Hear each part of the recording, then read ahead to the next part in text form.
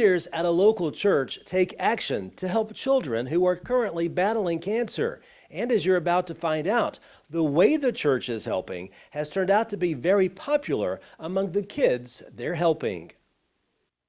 These ladies gather at Strong Tower Church in Lafayette on Monday nights, ready to put their crocheting skills to the test. What started 3 years ago as something to do to help children with cancer has turned into a labor of love. We're in our third year. The group started in January of 2018. A little bit before that, we wanted to start someone wanted to start a craft group. They asked me if I would lead it. I agreed, and we decided we were going to crochet.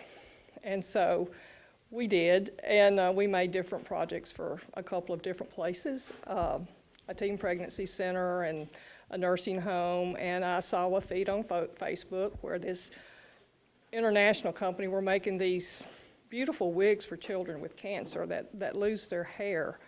And I thought, boy, that looks like an awful lot of yarn, and I don't know if we can do this, but if we can do this, this is going to be what we're going to do. And so we looked into it. We started making them. We did send a few to that organization. We were having to send them to Alaska, and that was very expensive. Mm-hmm. So we thought, why don't we do it around here, you know? So we agreed to that. We needed a name, and we all decided at a meeting, I don't know, I think Denise was the one that came up with the name, the Dream Makers, and it kind of stuck. So we've been that ever since. And we are a 501c nonprofit based here in Lafayette. We make all kinds of princesses. You know, I think a child losing their hair, I think it affects girls more than it does boys. A boy can throw in a ball cap and he's fine. But a girl, it really affects their self-esteem. And we're able to witness that personally when we were able to serve a little girl here in Lafayette. And she came down, and she came in, and she was very withdrawn. She didn't want anybody looking at her. She hid behind Daddy, and she had lost most of her hair. And we presented her with a wig. She wanted Jasmine, and so we gave her Jasmine, and she was, you know, that little face just lit up. And we were in the process of making the wigs, and she saw Moana, Princess Moana. She said, I really like that one. So she ended up getting 2 that night. But to witness that transformation when that child put those wigs on, how her little face lit up, I got a message from her teacher saying she has not stopped smiling. Wow, fantastic, fantastic. Yeah. And that, you know, that's why we do what we do. And you use yarn. You don't use yarn. We're very particular about our yarn. It has to be very, very soft because their scalps are just so tender and sensitive. We have to use very soft yarn. And how long of a process is this just to make one? To make one, depends on which one it is. You know, different ones take different amounts of time.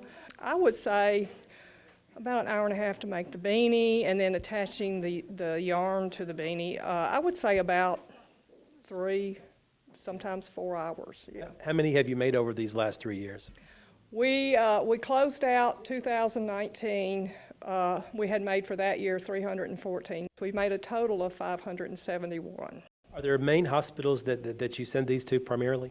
Yes, we send wigs to Monroe Carroll Jr. Children's Hospital at Vanderbilt, and on a regular basis. We also serve 3 hospitals in the Fort Worth, Dallas area. You mentioned the little girl locally who was so thrilled with hers, but do the hospitals tell you ever anything about feedback? They are very good. We get most feedback from Texas. They are very good at when they can, sending us pictures. I've had moms sending me messages along with pictures saying just what this did for this child. Our church, you know, they're our biggest supporter. They have been behind us from day one.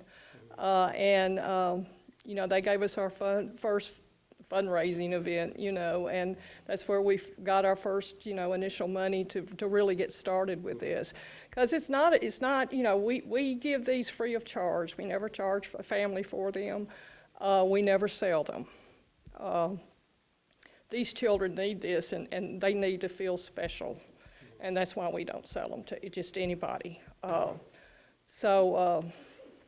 Yeah, the church has been behind us 100%, and we're just thrilled that they are. They give us this space to meet in, and so we come down here every Monday night. As long, God has led this group from the beginning. It's amazing how far we've come in 2 years. And as long as He keeps leading and providing, we'll keep doing this.